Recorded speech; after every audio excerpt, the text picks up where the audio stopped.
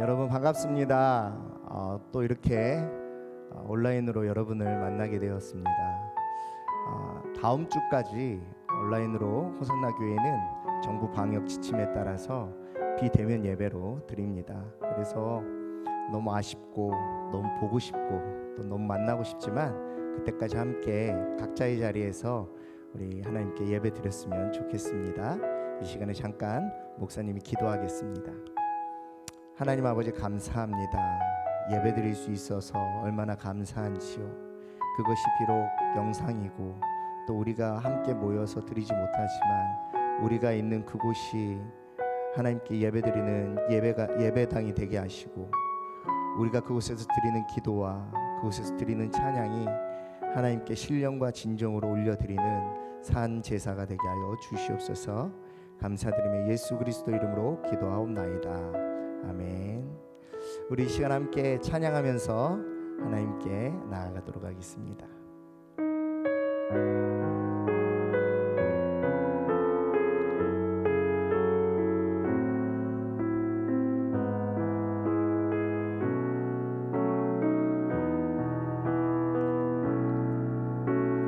이 세상을 살아가는 동안에 나의 힘을 의지할 수 없으니 기도하고 낙심하지 말 것은 주께서 참 소망이 되심이라. 우리 다시 한번 고백할까요? 이 세상을 살아가는 동안에 나의 힘을 의지할 수 없으니 나의 힘을 의지할 수 없으니 기도하고 낙심하지 말 것은 주께서 참 소망이 되심이라. 하나님의 꿈이 나의 비전이 되고 예수님의 성품이 나의 인격이 되고 성령님의 권능이 나의 능력이 되길 원하고 바라고. 우리 2절 함께 찬양하도록 하겠습니다. 주의 길을 걸어가는 동안에 세상의 것 의지할 수 없으니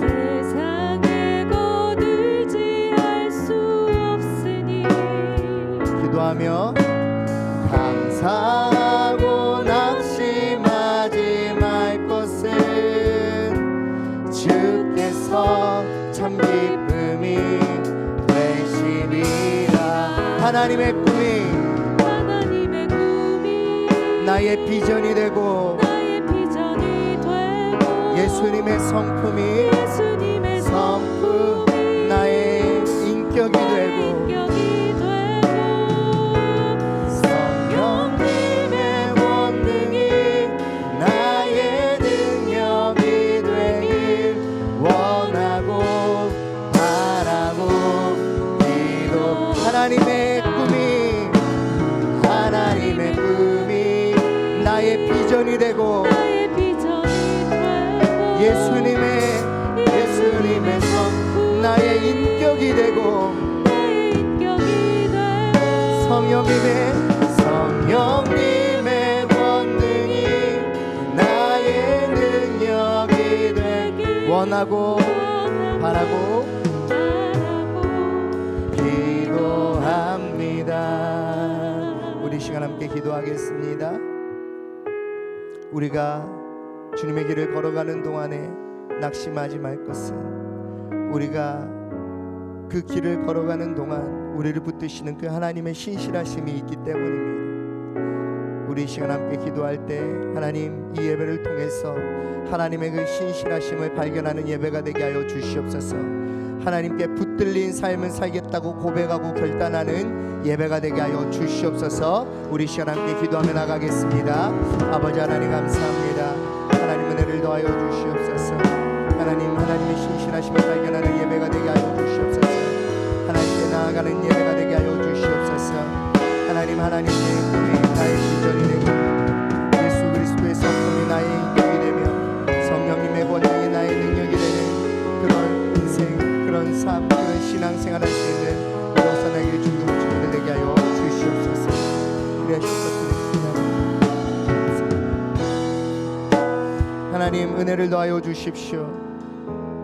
오늘 예배 가운데 우리와 함께 하여 주시고 우리 각자 자리에서 드리는 그 예배 성령의 기름 부어 주시옵소서. 예수 그리스도 이름으로 기도하옵나이다. 아멘. 네, 우리 함께 은혜 나눌 말씀은 느헤미야서 2장 18절 말씀입니다. 느헤미야서 2장 18절 말씀입니다. 우리 함께 읽어보도록 하겠습니다. 한 절이니까 한 목소리로 같이 읽습니다. 시작. 또 그들에게 하나님의 선한 손이 나를 도우신 일과 왕이 내게 이런 말씀을 전하였더니 그들의 말이 일어나 건축하자 하고 모두 힘을 내어 이 선한 일을 하려 하매. 아멘. 도우심이라는 제목으로 함께 은혜를 나누려고 합니다. 지난주에 우리는 느헤미야가 예루살렘 성벽이 무너져 있다라는 소식을 듣고 굉장히 괴로워하면서 하나님께 기도했던 내용들을 나누었습니다. 느헤미야가 성벽을 쌓으려는 목적은 하나님의 성전을 보호하기 위해서라고 우리는 했죠. 어렵게 다시 세워지고 회복된 그 성전과 예배를 다시 보호하기 위해서 성벽을 세워야겠다고 결심했다고 했습니다.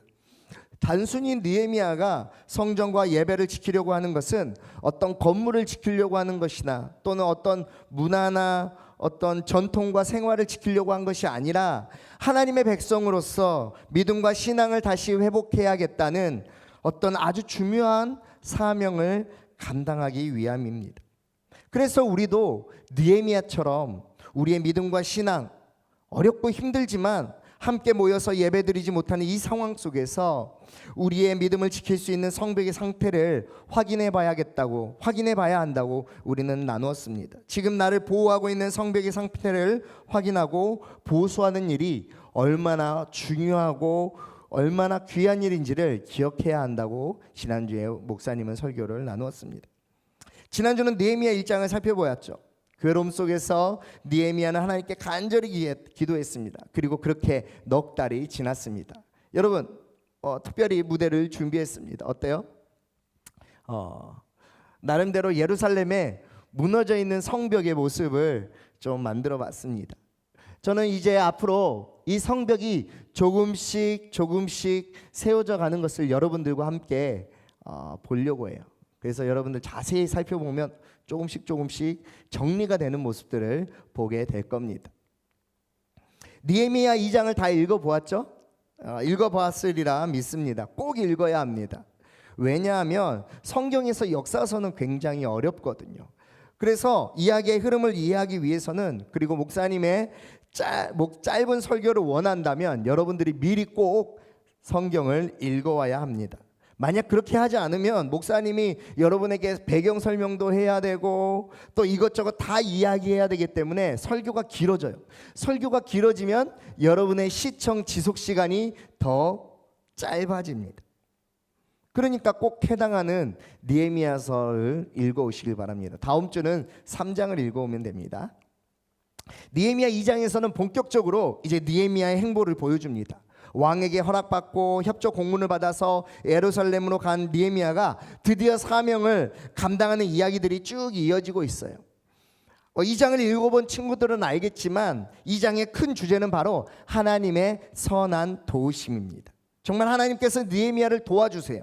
하나님의 선한 도우심은 느헤미야에게 세 가지를 주었습니다. 함께 살펴보겠습니다. 첫 번째로, 하나님의 선한 도우심은 느헤미야에게 기회를 주었습니다. 한번 같이 읽어볼까요? 느헤미야 2장 1절입니다. 시작. 아닥사스다 왕 제20년 니산월에 왕 앞에 포도주가 있기로 내가 그 포도주를 왕에게 드렸는데 이전에는 내가 왕 앞에서 수심이 없었더니 왕이 내게 이르시되 네가 병이 없거늘 어찌하여 얼굴에 수심이 있느냐 이는 필연 네 마음에 근심이 있음이로다 하더라. 그때 내가 크게 두려워하여 왕께 대답하되 왕은 만세수를 하옵소서. 내가 조상들의 묘실이 있는 성읍이 이제까지 황폐하고 성문이 불탔사오니 내가 어찌 얼굴에 수심이 없사오리까 하니 하나님을 통해서 예루살렘 성벽이 무너졌고 그로 인해 고국 동포들이 고통받고 있다는 소식을 들은 4개월 넉 달이 지났습니다. 느헤미야는 고통스러워했어요. 자신이 아무것도 할 수 없다는 좌절감과 절망에 빠졌습니다. 그런데요, 여러분 잘 생각해 보세요. 느헤미야는 왕의 술 맡은 관원, 그러니까 왕의 최측근이었습니다. 굉장한 권력을 가진 사람이었어요. 그것을 잘 이용하면 어떤 문제도 해결할 수 있을 만큼의 자리에 있던 사람이었어요. 그는 왕이 마시는 술과 음식 또는 왕의 침실을 맡아서 돌보는 직책을 바로 술 맡은 관원이라고 합니다. 그래서 측근 중에 측근이에요. 당시 고대 근동 사회에서는 왕을 암살하려는 시도들이 많았습니다. 우리나라 역사에도 조선 시대 때 왕을 막 독살하려고 음식에다 독을 타거나 또는 자객들을 보내는 그런 일들이 그 당시에도 있었어요. 그래서 가장 믿을 만한 가장 신뢰가 두터운 사람을 술관원으로 세웠습니다. 이 술관원은 왕이 먹는 음식, 왕이 마시는 포도주, 또 왕이 자는 침실의 모든 경호와 보호를 맡았어요. 한마디로 말하면 왕의 경호원인 거죠. 후대에는 군사 지휘관인 총사령관보다 이 술 맡은 관원이 영향력이 더 컸다고 합니다. 오늘날로 따지면 아마 대통령 비서실장 플러스 대통령 경호실장이 아마 이 술 맡은 관원장일 거예요. 그만큼 느헤미야는 굉장한 힘을 가지고 있었어요. 그런데 이 술 맡은 관원장이 불문율이 하나 있었어요. 무조건 지켜야 하는 규칙이 있었는데 그건 뭐냐? 절대 슬픈 기색을 보이거나 불안한 표정을 보여서는 안 된다는 거예요. 왜냐하면 만약에 그렇게 했을 때 뭔가를 숨기고 있는 것처럼 보이거나 뭔가 불안한 상황이 일어날 것처럼 보이면 왕이 볼 때 어때요? 마음이 편하지 않겠죠.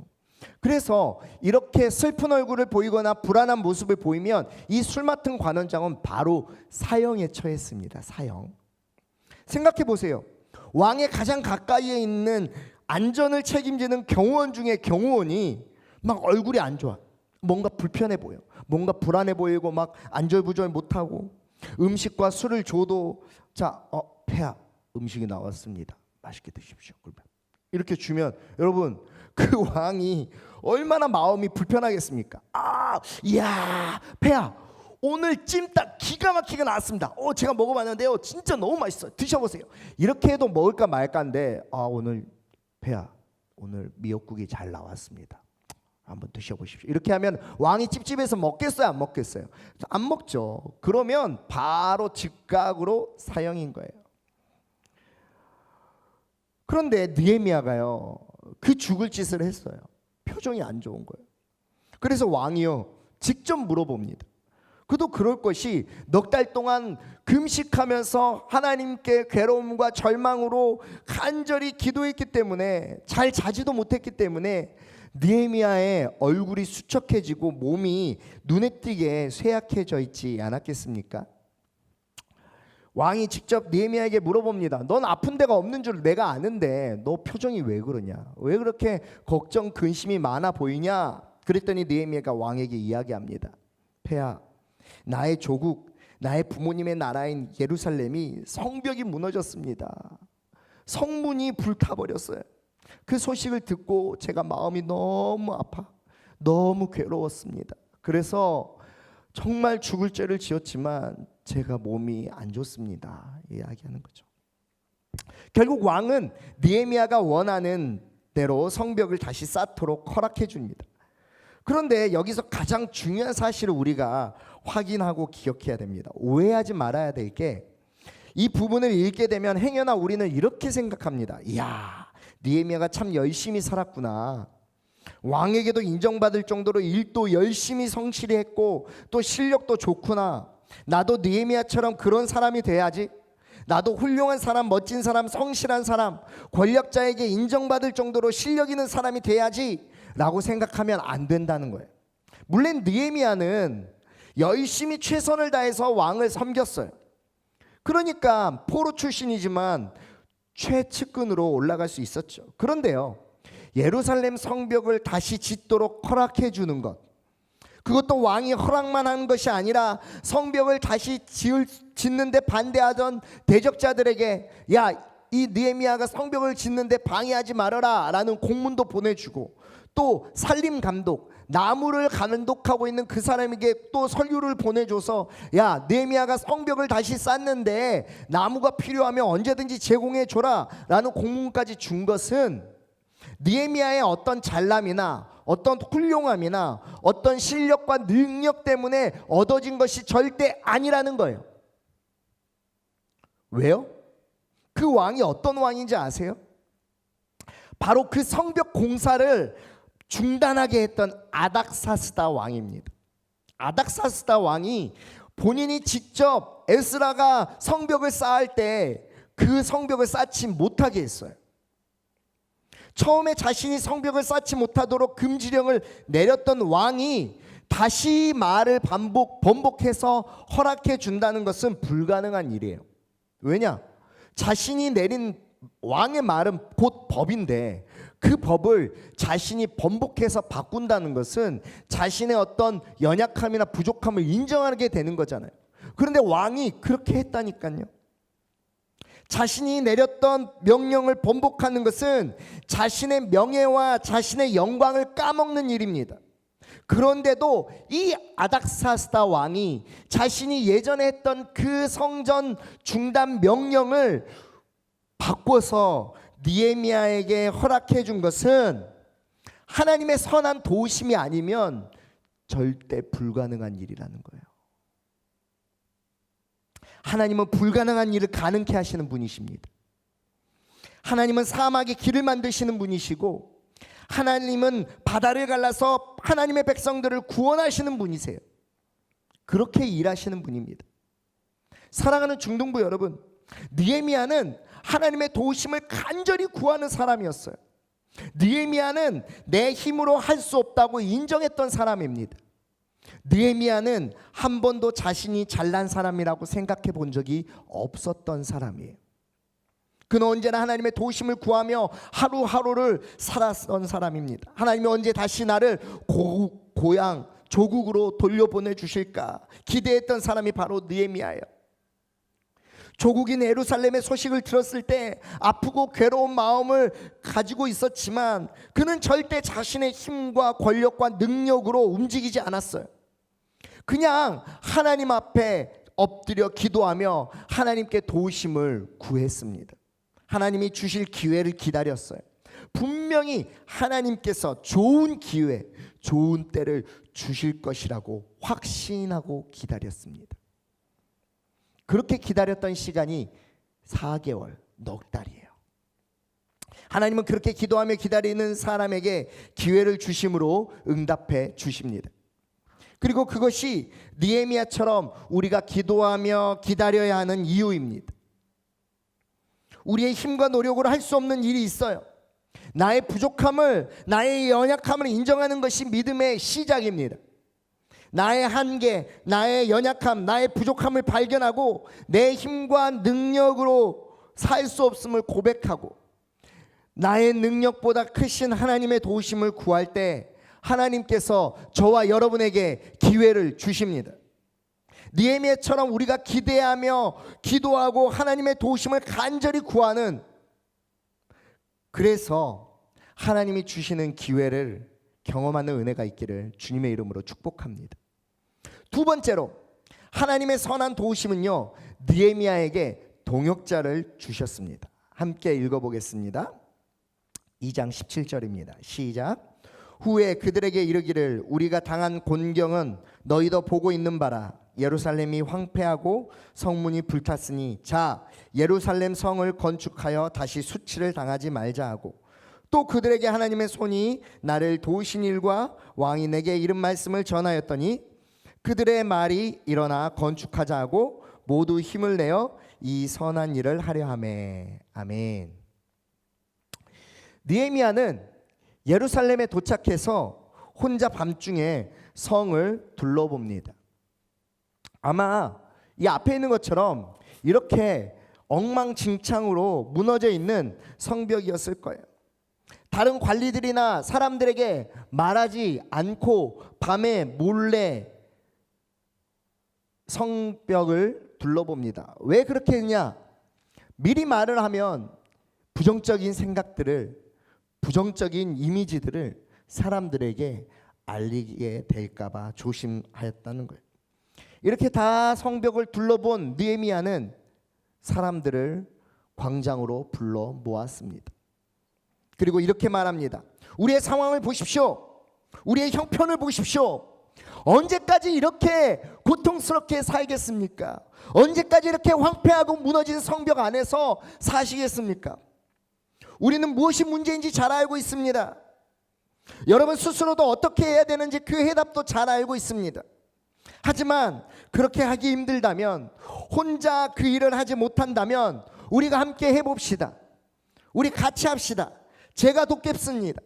저와 함께 다시 성벽을 쌓아봅시다. 하나님의 선한 도우심이 저와 함께 합니다. 우리 함께 합시다. 함께 해봅시다. 함께 성벽을 쌓아 올립시다. 그리고 사람들은 그 느헤미야의 말에 마음이 감동되어서 마음을 모아 성벽을 다시 쌓기 시작합니다. 믿음의 동지, 믿음의 동역자가 세워진 것입니다. 사랑하는 중등부 여러분, 하나님은 항상 우리를 혼자 두지 않으십니다. 목사님이 저번에 교회 설교할 때 이야기했지만 보이는 교회, 유형 교회를 허락해 주셨다고 했습니다. 혼자 신앙생활하는 것이 아니라, 혼자 예배드리는 것이 아니라, 혼자 걸어가는 길이 아니라 믿음의 동역자, 믿음의 교회, 믿음의 공동체를 주신 정말 좋은 교회 친구를 만나게 해주십니다. 서로 힘을 얻고 의지해서 하나님의 나라를 이루어가게 하십니다. 에베소서 2장 22절입니다. 함께 읽겠습니다. 너희도 성령 안에서 하나님이 거하실 초소가 되기 위하여 그리스도 예수 안에서 함께 지어져 가느니라. 아멘.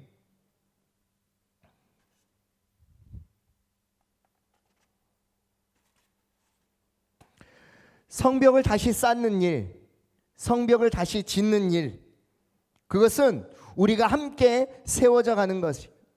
느헤미야가 이스라엘 백성들과 함께 이 무너져 있는 성벽을 다시 쌓는 일은 공동체성, 민족성, 하나님의 백성임을, 한 백성임을 확인하는 작업이었습니다. 그래서 어쩌면 지금 우리가 너무 힘든 것 같아요. 아니, 아마 여러분들이 정말 힘들 것 같습니다. 모여야 하고 같이 있어야 하고 얼굴을 봐야 하는데 마스크로 얼굴 절반을 가리고 서로 조심하면서 거리를 두고 마음과 마음이 전달되는 만남과 모임이 제한되는 이 상황들이 너무나 힘들 것 같아요. 그래서 어쩌면 느헤미야가 하나님을 통해서 들었던 예루살렘의 황폐함이 지금 저와 여러분의 마음의, 영혼의, 심령의 황폐함이 아닐까 생각해 봅니다. 그러니까 우리가 느헤미야처럼 기도해야 돼요. 하나님께 엎드립시다. 그러면 분명히 하나님의 선한 도우심이 우리를 돕는 믿음의 동역자를 주실 것입니다. 단 한 명이라도 나를 위로해주고 힘을 줄 수 있는 사람, 또 내가 남을 위로해주고 힘을 줄 수 있는 사람이 될 수 있게 해달라고 기도하십시오. 마지막으로 하나님의 선한 도우심은요, 느헤미야에게 용기를 주었습니다. 함께 읽어보겠습니다. 2장 19절 20절입니다. 시작. 호론 사람 산발락과 종이었던 암몬 사람 도비아와 아라비아 사람 게셈이 이 말을 듣고 우리를 엽신여기고 우리를 비웃어 이르되 너희가 하는 일이 무엇이냐, 너희가 왕을 배반하고자 하느냐 하기로, 내가 그들에게 대답하여 이르되 하늘의 하나님이 우리를 형통하게 하시리니 그의 종들인 우리가 일어나 건축하려니와. 오직 너희에게는 예루살렘에서 아무 기업도 없고 권리도 없고 기억되는 바도 없다 하였느니라. 느헤미야가 예루살렘에 도착했다는 소식을 듣고 호론 사람 산발락과 암몬 사람 도비아가 난리가 났습니다. 조그만 동네 같은 예루살렘의 왕의 가장 권력자인 느헤미야가 온다는 소식은요, 진짜 매우 놀라운 소식이에요. 그런데 이 사람들의 반응이 좀 이상합니다. 성경에서는 심히 근심했다고 설명하고 있어요. 그러면서 느헤미야를 이렇게 설명합니다. 흥황케 하는 자가 온다. 흥황케 하는 자가 온다. 산발락과 도비아에 대해서 학자들의 여러 가지 의견들이 많습니다. 우리가 확실하게 알 수 있는 것은요, 일단 이스라엘 백성이 아니라는 것과 느헤미야가 이곳으로 돌아오는 것을 정말 싫어했다는 거예요. 나중에 계속적으로 이들의 방해 공작이 나오지만 중요한 것은 이들은 이스라엘 백성들이 잘 되는 것을 원치 않았다는 거예요. 흥황케 하다라는 거 히브리어 원어 뜻을 찾아보니까 이런 뜻이 있습니다. 물질적으로 풍요롭고 정신적으로 평안한 상태. 물질적으로 풍요롭고 정신적으로 평안한 상태를 말합니다. 곧 그들은 느헤미야가 이스라엘 백성들을 물질적으로 풍요롭고 정신적으로 평안하게 만들 사람이다라고 생각했어요. 그런데 오히려 그것이 산발락과 도비아에게는 근심이 되었다는 거예요. 다시 말하면 산발락과 도비아는 느헤미야가 와서 이스라엘 백성들을 물질적으로 풍요롭게 하고 정신적으로 평안하게 하는 것을 원하지 않았다는 거죠. 그래서 모든 수단과 방법을 다 동원해서 방해하기 시작합니다. 3장부터 그 방해가 시작돼요. 사랑하는 중등부 여러분, 우리의 믿음을 방해하는 요소들이 많아요. 우리의 예배와 신앙을 방해하는 요소들이 많습니다. 굳이 목사님이 다 나열하지 않아도 여러분들은 다 알 거예요. 나와 예수님과의 관계를 불편하게 만드는 것이 무엇인지 우리는 잘 알고 있습니다.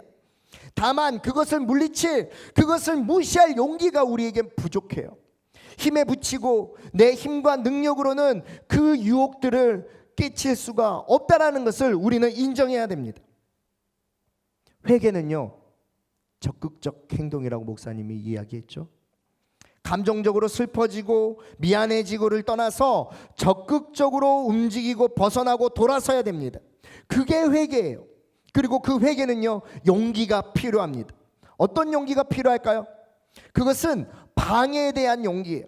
두려움에 대한 용기예요. 혹시나 내가 그것 때문에, 그 일 때문에 망할 것 같다는 불안함을 이겨낼 수 있는 용기가 필요합니다.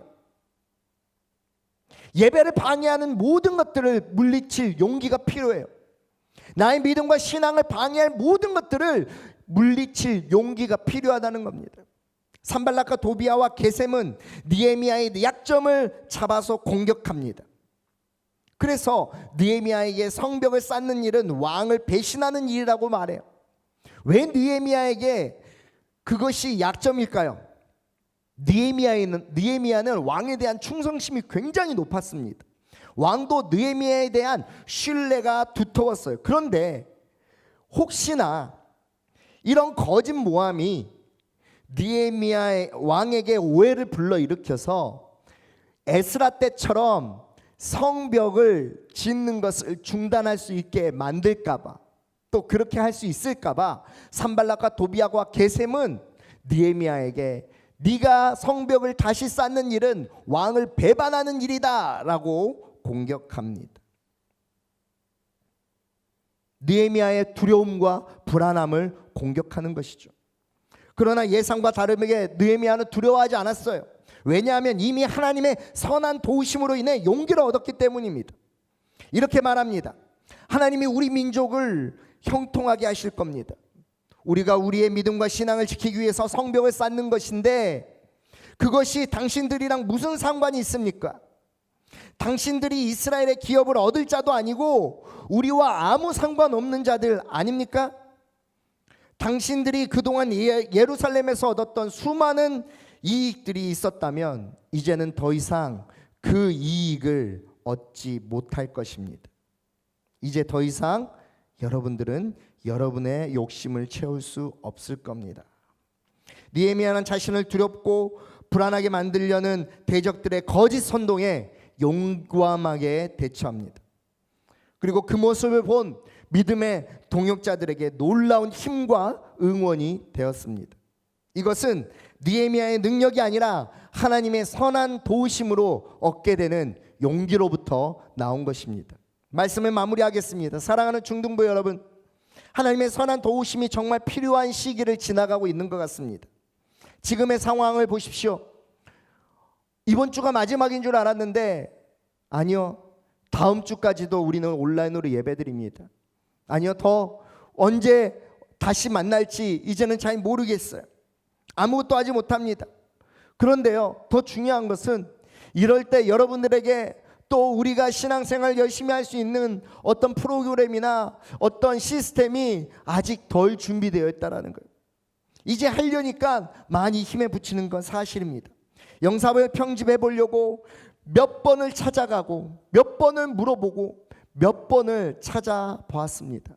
유튜브도 찾아보고 인터넷도 뒤져보고 뭐 여러 가지 자료들 보았고 연습했지만 쉽지 않더라고요. 여러분 어때요? 여러분 정말 괜찮습니까? 그나마 불편함을 느끼고 어려움을 느낀 친구들은 좀 나은 편입니다. 근데 정말 위험한 건 뭔지 아십니까? 진짜 위험한 건 지금 이런 상황들이 편해진다는 거예요. 그냥 이렇게 주일날 예배 편하게 드리는 거, 내가 익숙한 나의 공간에서 내가 좋아하는 자세로 예배를 드린다는 것, 주일날 아무런 노력이나 수고로움 없이 편한 옷으로 편하게 누워서 편한 시간에 예배를 보는 것이 익숙해지고 좋아지는 것이 정말 위험해지는 상태라는 것. 마치 신경이 마비되어서 감각을 느끼지 못해서 살이 찢어지고 썩어 문드러지는데도 모르는 상태가 바로 위험한 상태인 것처럼 말입니다. 이번 주가 이제는 언제 다시 만날지 모르겠지만, 하지만 분명한 것은 우리가 정말 붙들어야 하는 것, 우리가 정말 엎드려야 하는 것이 무엇인지를 우리는 잘 알고 있다는 것입니다. 하나님께 도움을 구합시다. 느헤미야가 그렇게 했던 것처럼 하나님의 선한 도우심을 기대하고 기다립시다. 그럴 때 지금 어려운 이 시기에 우리에게 기회를 주시고 동역자를 주시고 용기를 주실 것입니다. 지치지 마십시오. 힘들어하지 마십시오. 우리 함께 이 성벽을 쌓아 올려 봅시다. 예배 시간도 꼭 지키시길 바랍니다. 여러분, 예배는 온라인 강의가 아니에요. 끝나고 나서 내가 원하는 시간에 볼 수 있는 수업이 아닙니다. 예배는 예배입니다. 예배 시간도 하나님께 드리는 헌금이고요, 예배 시간도 여러분이 하나님과 약속한 시간입니다. 편한 시간대 내가 원하는 시간에 영상을 보는 학원이 아닙니다. 영상이지만 주일 예배를 예배답게 드립시다. 이번 주에는 출석 체크도 하고 있습니다. 오직 교정에 올릴 거예요. 여러분들 유튜브 댓글에 여러분 출석을 올리시길 바랍니다. 느헤미야 프로젝트도 잘 들으시고 기도하겠습니다.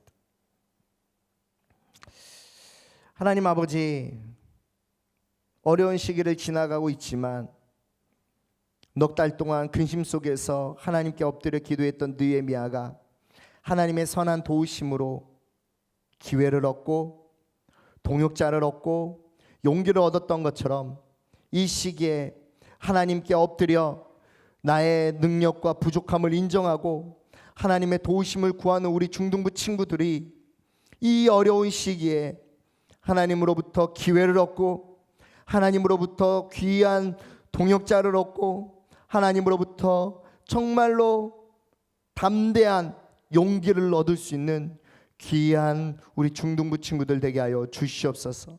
한 주를 살아갈 때 지치지 않게 하시고 하나님을 간절히 붙드는 아름다운 중등부 친구들 되게 하여 주시옵소서. 지금은 우리 주 예수 그리스도의 은혜와 하나님의 크신 사랑하심과 보혜사 성령님의 지키시고 돌보시고 인도하심이 느헤미야를 통해서 하나님께 엎드림이 어떤 것인지를 깨닫고 나 또한 이번 한 주 하나님께 엎드려 하나님의 도우심을 구하겠다고 고백하고 결단하는 우리 호산나 교회 중등부 친구들 머리 위에, 그리고 이 예배를 영상으로 드리고 있는 하나님의 귀한 사람들 머리 위에 지금으로부터 영원토록 함께 있을지어다. 아멘. 자, 예배를 마쳤습니다. 우리 다음 주에 또 만나겠습니다. 한 주 동안 승리하시고 또 느헤미야 3장 꼭 읽으시길 바라겠습니다. 자, 그러면 다음 주에 만나요. 안녕.